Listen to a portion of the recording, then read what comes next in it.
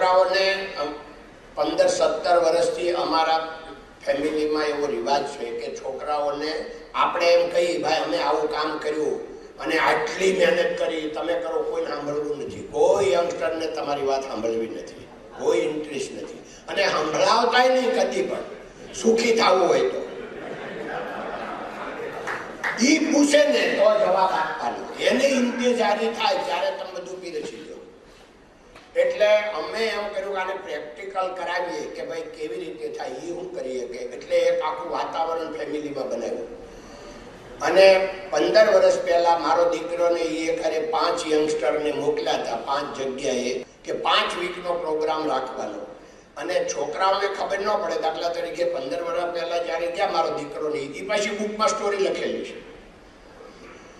તો એમાં અને એની ઓનલાઈન કે આખી સ્ટોરી છે, યુટ્યુબમાં છે, રૂપિયાની કદર એમાં કરીને એ એક સ્ટોરી છે.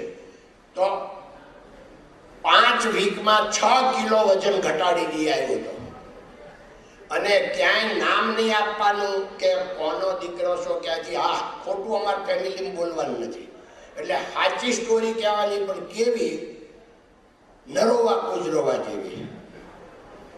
કે સુરત બાજુમાં મારું ગામ છે, હું ખેડૂતનો છોકરો છું, કારણ કે અમારી ત્યાં જમીન છે બાજુના ગામમાં, એટલે ખેડૂતનો છોકરો જો. પપ્પા કે તું ભણ, કોલેજ પૂરી કર, પણ મારે અગર મને નોકરી મળી જાય તો મારે ભણવું નથી. બસ આ સ્ટોરી. પછી એની આરે ઓળખપત્ર કોઈ નહીં, કશું નહીં, એક પણ ઓળખપત્ર નહીં. અને એ ત્યાં જઈને નોકરી ગોતવાની. એને સમજાવેલા કે જે પણ શહેરમાં જાઓ, સ્ટેશન પર ઉતરીને માસ પબ્લિક જતો હોય ત્યાં 2 કિલોમીટર તમારે હાલી જવાનું. એ મધ્ય સિટી આવે અને ત્યાં મેડિકલ સ્ટોર સિવાય કોઈને નહીં પૂછવાનું, કારણ કે મેડિકલ સ્ટોરવાળા ભણેલા હોય અને ચીટરિયા ન હોય. એટલે એને પૂછવાનું કે મારે હું સુરતથી આવું છું, નોકરી કરવા આવ્યો છું, મને રહેવું ક્યાં, તો એ લોકો તમને પ્રોપર કહે. બધાના એક જ સ્ટોરી. અને એવા શહેરમાં કે એમ ખબર ન અમારે ક્યાં જવાનું, એ તો સ્ટેશન જઈને ટિકિટ આપવામાં આવે. એટલે અત્યાર સુધી એસીમાં ફર્યા હોય એ સેકન્ડ ક્લાસની ટિકિટ આપી દેવાની અને પછી એને જવાનું. અને એને મોટી પ્રોબ્લેમ આવે અન્ન, કારણ કે કોઈને ઓળખે નહીં, એક પણ માણસ જાણીતો મળે નહીં. એટલે એની સ્ટોરી છે, આ લાંબી હું નહીં કરું, પણ પોતે જ શીખી જાય. એટલે એ લોકો એમ કહે છે કે અમે 5 વીકમાં 4 વર્ષ કોલેજમાં જેટલું શીખ્યા એના કરતાં 5 વીકમાં ડબલ શીખવાનું મળ્યું. 4 વર્ષની કોલેજ ને 5 વીક આ, તો આમાં લેશન વધારે ભણવાનું મળે, પણ અઘરું છે. તો થઈ ગયું કે તમે ધંધાની અંદર જે ધર્મના નિયમ સાથે આટલી પ્રગતિ કરી, એની પ્રેરણા ક્યાંથી મળી? એમાં એવું છે કે પ્રશ્ન ખૂબ જ સારો છે અને સાચો છે. કારણ કે હું દર વર્ષે IIM-માં લેક્ચર આપવા જાઉં છું. તો 2014માં 2014માં જ્યારે પહેલી વાર ગયો ત્યારે એ લોકોએ મને પ્રશ્ન પૂછ્યો કે તમને આખી ગીતા મોઢે છે એ સાચું છે?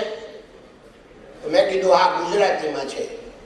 પછી એને પેટા પ્રશ્ન પૂછ્યો કે જેને ગીતાજી આખી મોઢી હોય એ કોઈ દી ઇન્ડસ્ટ્રીયાલિસ્ટ ન હોય, અને જે ઇન્ડસ્ટ્રીયાલિસ્ટ હોય એને કોઈ દી આખી ગીતા મોઢે ન હોય, તમને બે કેવી રીતે થયું? એટલે મેં એને ત્યારે એ વાત કરેલી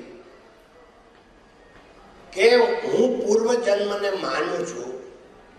હવે તમે આ પ્રશ્ન પૂછો એટલે તમારે નહીં ગમતી વાત સાંભળવી પડશે, કારણ કે તમે લોકો બેઠા છો જે વિદ્યાર્થીઓ, એમાં 80% તો પૂર્વજન્મને માનતા નથી.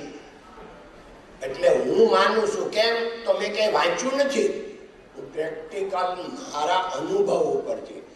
ગામમાં દુધાળામાં મારું ગામ, અને ત્યારે હું 10-11 વર્ષનો હોઈશ અને ગામમાં એક સ્વામિનારાયણનું મંદિર 10x10ની કે 8x10ની નાની એવી રૂમ ને એમાં અમને રોજ સાંજે છોકરાઓને બધું વંચાવા વડીલો બોલાવે. એટલે અમે રમતા રમતા બપોર વરસાદ એકદી ખાખા ખોળા કરવા બધા છોકરાઓ ગયા અને મંદિરમાં કબાટમાંથી મારા હાથમાં બીજા પુસ્તકોની અરે ગીતાજી આવ્યા. એ સ્વામી લાવ્યા છે. જ્યારે ગીતાજી મારા હાથમાં આવ્યા ત્યારે મને સમાધિ થઈ ગઈ. એ અત્યારે ખબર કે સમાધિ હતી, ત્યારે ખબર નહોતી. હું જાણે હું હલકો ફૂલકો થઈ ગયો હોય, હું એ ગીતાજી લઈને આમ બધું ભાન ભૂલી ગયો હોઉં અને લઈને બેસી ગયો સીધો મંદિરમાં વાંચવા મળ્યો. હવે ત્યારે કાના માતરની ખબર નહીં. એ ટાઈમે અંદર હું લખ્યું એ કોઈ સમજણ નહોતી, પણ એ ગીતાજી ઉપર પ્રેમ હતો અને એ ગીતાજી વાંચવા મળ્યો. પછી મને એમ થાય મારે આને મોઢે કરવી છે અને એ 10-11 વર્ષની ઉંમરે શરૂ કરી અને 16 વર્ષની ઉંમરે આખી ગીતાજી ગુજરાતીમાં મોઢે અજ્ઞાન અવસ્થામાં થઈ ગઈ હતી. એટલે એ છે કર્મનું ફળ. કંઈક કોઈ અદૃશ્ય શક્તિ કામ કરી રહી છે, એ મારા અનુભવથી દ્રઢ વિશ્વાસ હું તમને આપું છું. જિંદગીમાં 3 વખત મને સમાધિ થઈ છે. એટલે સમાધિ નથી થઈ, એનો ભાસ થયો છે. એ મેં બુકમાં લખ્યું છે.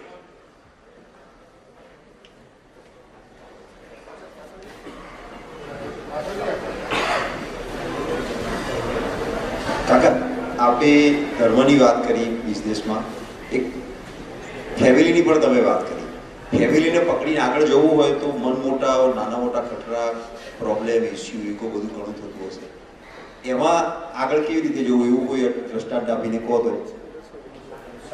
એકદમ આ વાત બહુ મહત્વની છે ને આપણે જરા થોડી લંબાણપૂર્વક કરશું.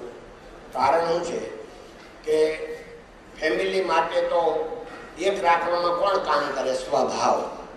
બીજું કાંઈ છે જ નહીં.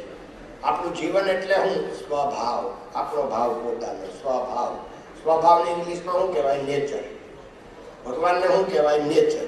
એટલે આ ભગવાન આ જ બેઠો છે. એ નિર્ણય લે રોજ 6500 એવરેજ આપણને વિચારો આવે છે અને એમાં પાછો 10 સેકન્ડ પછી આપણે કયો વિચાર આવવાનો એ ખબર નથી કોઈને. એવરેજ 6500 એટલે 5000 થી 15000 વિચારો રોજ આવે છે આપણને. અને પાછા આપણે આપણી જાતને કેટલા અહંકારી સમજીએ. આપણને કયો વિચાર 1 મિનિટ પછી આવવાનો છે, 30 સેકન્ડ પછી કયો વિચાર આવવાનો છે એ જ ખબર નથી. આપણે તો ખબર હૂંટા હોય ને આપણે વિચાર કરી દુધાળા ગયો તો ત્યાં આમ થયું, ત્યાં ઓલો અમેરિકાના હોય તો ઘડીકમાં અમેરિકા પાછા આવ્યા છે. ઘડીક બધે ક્યાંના ક્યાં વિચાર આવ્યા જાય ખબર જ ન પડે. તો નેચર, હવે જેનો નેચર સારો હોય ભાઈ એ માણસ સારો.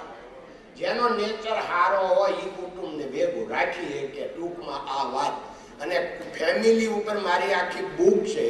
એટલે ફેમિલીને આપણે સાથે કેવી રીતે રાખી શકીએ એ બુકમાં છે.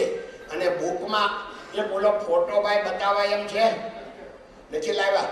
એક ફોટો છે અમારે 1269 જણા એક ફોટામાં છે, એ બુકમાં છાપેલો છે. એટલે પણ છે અમારા ફેમિલીના 1800 માણસો. એટલે અમારા ફાધરને 4 ભાઈ 2 બહેનો, 6 ફેમિલી અને 6 જનરેશન, એ 1800 જણા છે અમે. અને દર વર્ષે ભેગા મળીએ છીએ નવરાત્રામાં. અને આ 5 વર્ષ પહેલાનો ફોટો છે. અને આવા કહેવાનું એ છે કે આ બુક મારી આપી હતી ગવર્નર સાહેબને.